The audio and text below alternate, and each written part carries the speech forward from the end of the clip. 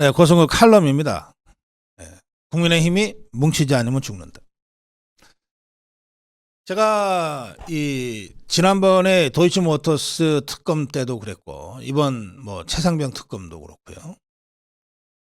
또는 특검이 아니라 양곡관리법이라든지 이런 여러 가지 이 악법과 관련해서 대통령이 거부권을 제2요구권을 행사할 때 국민의힘 쪽에서 말이죠. 특히 이제 특검 때 그래요. 마치 자기들이 대통령을 위해서, 대통령을 보호하기 위해서 참 마음에는 안 들지만 어쩔 수 없이 국회에 나가서 반대 표결한다. 이런 얘기들을 대놓고 하더라고요. 참 저렇게 해도 자기들이 어떤 처지에 있는지를 모르나 하는 답답함이 있었는데, 지금 당장 최상병 특검만 해도 선거 직후에 당선자 몇 명이 나는 개인적으로 최상병 특검 찬성할 거야. 당장 어제 그 좌파들의 폭거 현장에 김웅이란 자, 국민의힘 소속 국회의원인데 버젓이 앉아가지고 찬성표 던졌다는 거 아니에요? 이걸 마치 무슨 대단한 소신인 것처럼. 정말 지 죽을 줄 모르고 그렇게 경고망동하는 자들이 적지 않이 있어요. 그래서 제가 그들에게 깨우치기 위해서 제가 오늘 이 칼럼을 준비했습니다. 자, 한번 생각해 봅시다. 최악의 참패였지만 그래도 낙동강 전선은 지켰다. 그러면서 제가 세 가지 얘기했죠. 기억나십니까? 대통령 탄핵 저지할 수 있는 108석. 인민민주주의로의 개헌 저지할 수 있는 108석.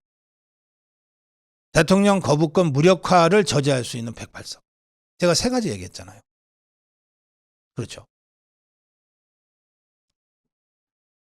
그런데 지금 국민의힘은요, 108석밖에 안 되기 때문에 이 세 가지의 헌정 중단 사태, 정말 극한적인 상황을 저지할 수 있는 마지노선만 간신히 지키고 있을 뿐, 그 밖에 이 좌파들의 입법 폭주를 막을 힘이 하나도 없어요. 이게 180석도 넘어버렸기 때문에 패스트 트랙도 다 무력화시킬 수 있거든요. 그러니까 저 더불어민주당은 마음만 먹으면 화려해도 수백 개씩 악법을 만들어낼 수가 있어요. 그거 국민의힘이 막을 힘이 있어요? 막을 자신 있어요? 막을 힘도 없고 막을 자신도 없고 막을 의지도 없으니까 원내대표도 안 하겠다는 거 아니에요. 가면 욕만 먹지. 그거 아닙니까, 여러분? 그런데 막을 힘이 있어요. 막을 힘이 있다고. 자, 집권당이라고 하는 거, 여당이라는 걸 잘 생각해 보세요. 이건 정말 앞으로 국회에 나가서 일할 108명의 당선인들한테 제가 드리는 말씀이에요. 여러분들 우리가 할 수 있는 거 하나도 없다고 지금부터 어깨 쭉 떨어뜨려 가지고서 그냥 제발 그러지 마시고, 집권당은 그럼에도 불구하고 여러 가지 수단이 있어요. 어떤 수단이 있냐? 저것들이 아무리 저래도요, 아무리 저 좌파들이 저렇게 날뛰고 설쳐도 저것들이 예산을 편성할 수는 없어. 법적으로 예산 편성권은 정부에 있습니다. 대통령한테 있어요. 깎을 수는 있지만 새로 만들 수는 없어요. 그러니까 저것들은 진짜 하고 싶은 일을 하려면 어쨌든 대통령, 정부가 예산을 편성해 줘야 되는 거예요. 이 예산 편성권이 있어요. 이건 강력한 무기입니다. 강력한 무기예요. 예산 편성권을 대통령이 갖고 있다.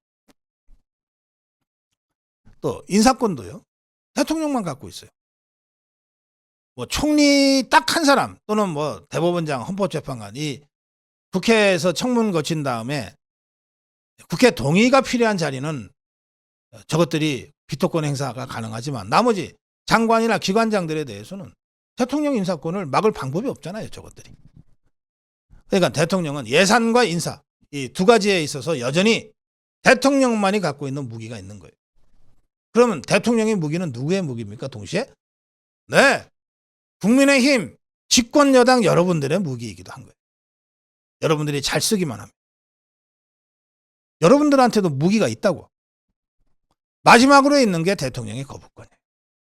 좌파들이 아무리 머릿수 가지고 달려들어도 대통령이 정말 필요하면 수백 번이라도 거부권 행사를 해버리면 끝나는 거예요.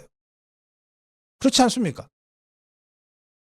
여러분들이 저 좌파들이 달려들어서 수십 수백 개 악법을 만들어낼 텐데 그거 그냥 상임위에서 반대 토론한 다음에 막을 힘이 없으니까 막으면은 선진화법 때문에 기소당할 테니까 반대 토론한 다음에 퇴장하잖아요. 그게 고작 할 수 있는 거잖아요. 국민의힘 입장에서. 실제로 막을 힘이 없어요. 그런데 대통령은 막을 힘이 있다고. 거부권이라는 걸 통해서. 이게 얼마나 강력한 힘이냐고.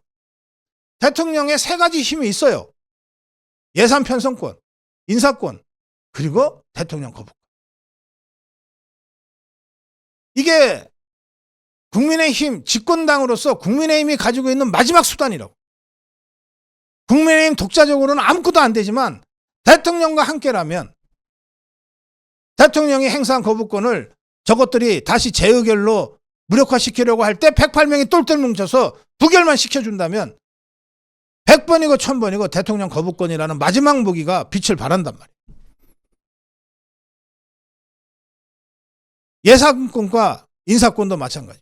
대통령과 국민의힘이 한 마음이 되고 한 몸이 되면 국민의 뜻에 따른 예산 편성을 대통령이 정부를 통해서 하면 되잖아요. 인사도 마찬가지고. 저것들 꼼짝 못해요. 깎을 수는 있겠지만. 이 강력한 무기를 대통령의 무기라고 생각하지 말고 국민의힘의 무기라고 생각해야 이게 진짜 집권당인 거예요. 그런데 국민의힘의 당선자들이 나는 최상병 특검 난 찬성해서 개인적으로 이러면서 지 스스로 자기가 갖고 있는 거의 유일한 그리고 아주 강력한 무기를 지 스스로 자꾸 흠을 내고 있어. 이 얼마나 바보 같은 짓이에요. 제가 총선 직후에 벌써 10차례 이상 말씀드렸어요. 108석. 정말 참패지만 그러나 108명이 똘똘 뭉치기만 하면 얼마든지 전국 운영해 나갈 수 있다. 대통령 탄핵 막을 수 있고 인민민주주의의 개헌 막을 수 있고 대통령 거부권 무력화만 막을 수 있다면 그래도 여전히 대통령과 집권당으로서 할 수 있는 많은 것들이 있다. 제가 구체적으로 설명드렸어요. 자, 이렇게 국민의힘이 대통령과 한 몸이 돼서 똘똘 뭉쳐서 움직이면 이제 어떻게 됩니까? 저 192명이나 되는 저것들이요. 그냥 덩치만 큰 종이 호랑이인 거예요. 그래서 저것들이 진짜 자기들이 하고 싶은 지역사업 같은 거 그거 정부에서 예산 반영 안 해주면 아무것도 안 되는 거예요. 하고 싶을 때 어떻게 됩니까? 밤에 몰래 국민의힘 찾아와서 이것 좀 해주세요. 우리가 양보할게. 이렇게 갖고 오게 돼 있다니까. 그런데 단 한 번이라도 대통령 거부권을 행사했는데 여기에 반란표가 생겨갖고서 거부권이 무력화돼 버렸어. 그러면 그때부터는 대통령이 죽는 거 아니에요. 여러분이 죽어요. 여러분이. 이제 여러분들은 의논 상대도 아니야. 더불어민주당이 여러분들을 상대는 할 것 같아요? 저 좌파들이 이재명이가 대통령하고 직접 거래하지. 그래서 제가 말씀드립니다. 저 무도한 이재명 집단, 종북 주사파 집단 늘 상대하려면 여러분들이 똘똘 뭉치는 수밖에 없다. 그냥 여러분들 108명끼리만 뭉치는 게 아니라 대통령과 한 몸이 돼야만 대통령의 그 강력한 무기를 여러분들의 무기로 쓸 수 있다.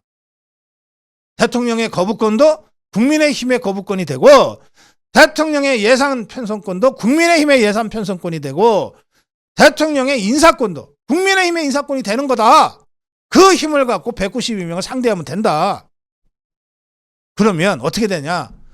저것도 192명이지만 국민의힘 몸값이 치솟게 된다. 국민의힘 한 명이 저 좌파 2명 이상의 비중을 차지하게 된다. 국회 운영에서부터 그렇다. 큰 소리 땅땅 치면서 국회 운영할 수 있다. 또 이렇게 되면 대통령도 예산이고 인사고 간에 나는 국민의힘이 건의하는 것은 내가 듣는다. 그런 입장을 대통령이 취해갈 수 있지 않냐. 이재명이한테 더불어민주당 좌파들한테도 대통령한테 얘기하지 마라. 여야가 합의해서 갖고 와. 그러면 내가 해줄게. 국민의힘부터 설득해. 나는 여당인 국민의힘이 오케이 하면 나도 오케이 해. 대통령이 이렇게 스탠스를 딱 잡아줄 수 있지 않냐 말이에요. 그래서 대통령의 힘을 국민의힘으로 만들어내라는 거예요.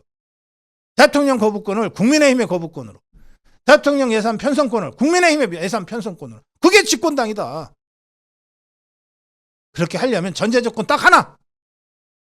대통령과 한 몸이 되고 똘똘 뭉쳐라.